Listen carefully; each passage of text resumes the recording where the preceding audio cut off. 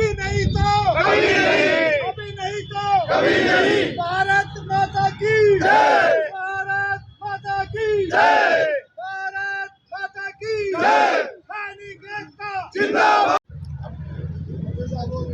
नमस्कार, आप देख रहे हैं सिटी तहलका और मैं आपके साथ संदीप शर्मा।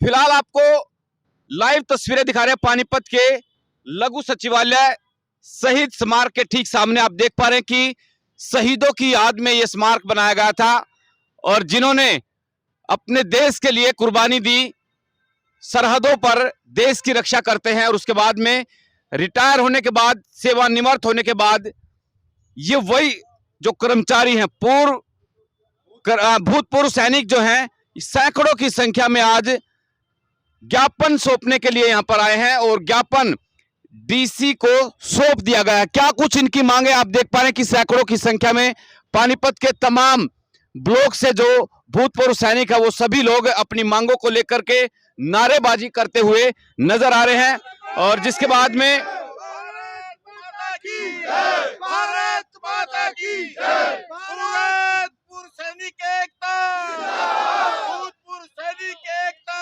जिंदाबाद, भूतपूर्व सैनिक एकता। अब ये महिलाएं भी देख पा रहे हैं, ये वीर नारी जो है वो हैं जिनके हस्बैंड मिलिट्री के अंदर थे, फौज के अंदर थे और उनके बाद में उनको शहादत देनी पड़ी। शहीद होने के बाद में ये उनकी विडो हैं, इनको भी तमाम समस्याएं आ रही है। एक बार सर नाम बता दीजिए और क्या कुछ समस्याएं आप लोगों को आ रही है। इन नारियों की सबसे कम पेंशन होने के नाते से आज सिपाहियों की पेंशन इन्हें काट ली गई। अफसरों की औरतों को 70-70 हजार रुपये, इनको 9-9 हजार रुपये तनख्वाह दी जा रही है, जबकि अफसरों ने सबसे ज्यादा धांधली किया है।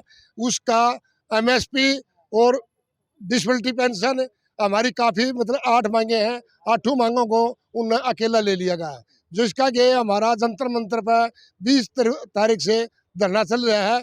जब तक हमारी मांगे पूरी नहीं होंगी, जब तक हम धरना नहीं उठाएंगे।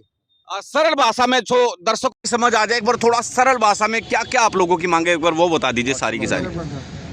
सरल भाषा में जय भगवान फौजी इस राणा से फौज से आज तमाम पूरे पानीपत जिले के भूतपूर्व सैनिक आए हैं और हमारी वीरांगनाएं भी आई है साथ में, जो कि OROP 2 दिया है गवर्नमेंट ने। उसके अंदर में बहुत भारी अफसरों ने मिलकर के धांधली की है।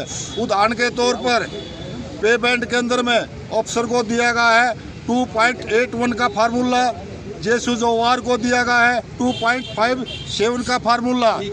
दूसरा, डिसेबिलिटी पेंशन में बहुत भारी धांधली है। जवान को, JSOS को बहुत कम दी जा रही है, अफसर को बहुत ज़्यादा दी जा रही है, जो कि लगभग 2 लाख के लगभग का अंतर है उसके अंदर में। तीसरी बात है मिलिट्री सर्विस पे, इसके अंदर भी अफसर को 15,500 रुपये दी जा रही है, जवान को 500 रुपये और MS को, नर्स को, जो कि कभी फाइटिंग फोर्स में शामिल नहीं होती, उनको 10,500 रुपये दी जा रही है। इसी प्रकार से जो हमारी वीर नारियां हैं, इनकी लगभग जो सबसे छोटा रैंक होता है सिपाही या नायक, उसकी वीर नारी को मिल रही है कुल मिलाकर के 11,000 के लगभग पेंशन। और अफसर का, अधिकारी का सबसे छोटा होता है TS कर्नल, उसकी वीर नारी को मिल रही है पेंशन लगभग 72,000 प्लस DA। इसके अंदर में बहुत ज़्यादा अंतर है। इन मांगों को लेकर के इस तरीके की धांधली हमारे साथ में बहुत ज़्यादा की है पूरे ज़िले के। इसीलिए इन धांधलियों के विरोध में DC को ज्ञापन सौंपा गया है। 20 तारीख से दिल्ली जंतर मंतर पर धरना चला हुआ पूर्व सैनिकों का। आज पूरे देश के अंदर में हर एक डिस्ट्रिक्ट हेडक्वार्टर में पूर्व सैनिकों ने सभी DC के माध्यम से राष्ट्रपति के नाम, प्रधानमंत्री के नाम, डिफेंस मिनिस्ट्री के नाम सभी डिस्ट्रिक्टों में ज्ञापन सौंपा गया है जी। अच्छा फौजी साहब, एक बार बताइए कि डिसाइड कौन करता है ये जो आप पैमाना है जो बता रहे हैं कि भाई इस तरह से अलग अलग रैंक के हिसाब से अलग अलग जो पेंशन है वो दी जा रही है, पैमाना कौन तय करता है इसका? देखिए, ये आर्मी हेडक्वार्टर से तय किया जाता है। हाँ जी। बाकी एक जो हमारी मेन मांगे हैं वो ये है कि आपने हमारे साथ ऑन जॉब में जो डिस्क्रिपेंसी कर ली वो कर ली, लेकिन जब अब इन वीर नारियों को देखिए, जो एक अफसर एक शहीद हुआ है या जो एक जवान शहीद होता है उसका ब्लड अलग था क्या? या फिर मुझे ये बताइए, क्या एक जवान पे जिम्मेदारियां कम थी क्या, या एक अफसर पे ज़्यादा जिम्मेदारियां थी? जब एक जवान, अभी एक फौजी शहीद हुआ है, अब उसका कोई रैंक नहीं है, अब वो एक शहीद है, तो उसमें एक अफसर की नारी के साथ और जवान JCOs की नारी के साथ इतनी डिस्क्रिपेंसी क्यों की गई है? मेन हमारा ये है। दूसरा, जब आपने एक नाम रख दिया कि मिलिट्री सर्विस पे है ये, तो जब एक मिलिट्री सर्विस पे है, जब आपने उनको हर स्केल में डिफरेंस दे दिया है, हर रैंक के अनुसार आपने उनको डिफरेंस दे दिया है, तो फिर इसमें डिफरेंस क्यों दिया आपने? जब उसका नाम आपने मिलिट्री सर्विस पे रख दिया तो सभी रैंक की समान क्यों नहीं है? जैसा कि हमारे साथी ने भी बताया था कि जो नॉन कॉम्बेटेंट हैं उनकी 10,500 है, और एक जो इसमें लेह लद्दाख में और ऊपर सियाचिन ग्लेशियर में इतनी हाइट पे एक जवान जो फाइट कर रहा है उसकी सिर्फ 5200 रुपये है। तो हमारी मेन मांग यही है जो इन्होंने अभी हमारे साथ पेंशन में किया है, जो हमारी वीर नारियों के साथ किया है, और जो एक आर्मी सर्विस पे में। इससे सरल शब्दों में हम अपनी मांग नहीं रख सकते, इससे आगे कुछ नहीं बोला जा सकता। जो हमारी मांग है ये हम प्राइम मिनिस्टर ऑफिस तक हार मानने वाले नहीं हैं।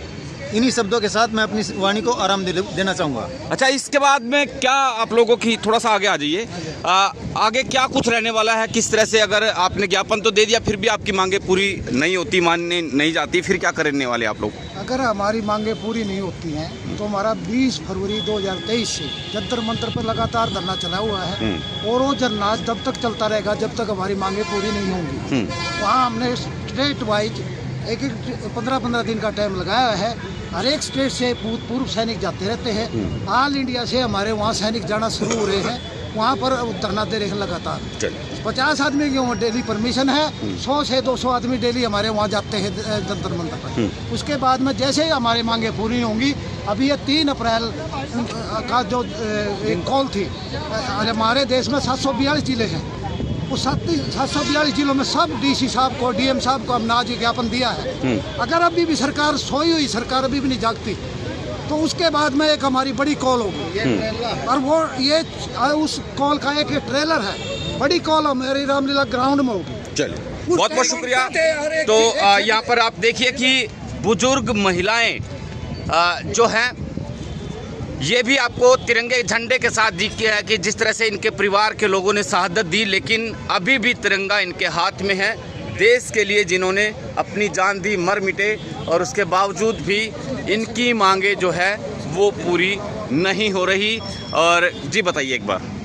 एक सिर्फ स्पेशल हमारी एक मांग और है, जो हमारे डिसेबिलिटी पेंशन OROP2, जो इसमें सरकार पैसा दे चुकी है, सरकार के हम खिलाफ नहीं है। सबसे पहले रैली हमारी 15 सितंबर 2013 को रिवाड़ी के अंदर हुई थी, रिकॉर्ड तोड़ हुई थी। उसमें 5 से 7 लाख सैनिक इकट्ठे हुए थे। उसमें उनके हमारे साथ उस टाइम अफसर साहिबान थे, अफसर साहिबान, जनरल, कर्नल, वो MP बन बैठे हैं, राज्यसभा सांसद बैठे। ये जब की बात तो नहीं, अमित शाह जी थे उसमें? अमित शाह जी नहीं, प्रधान नरेंद्र मोदी थे। ठीक है। उसके बाद में फिर इसमें क्या नाम लग रहा है, प्रधानमंत्री जी की एक रैली फरीदाबाद में हुई थी।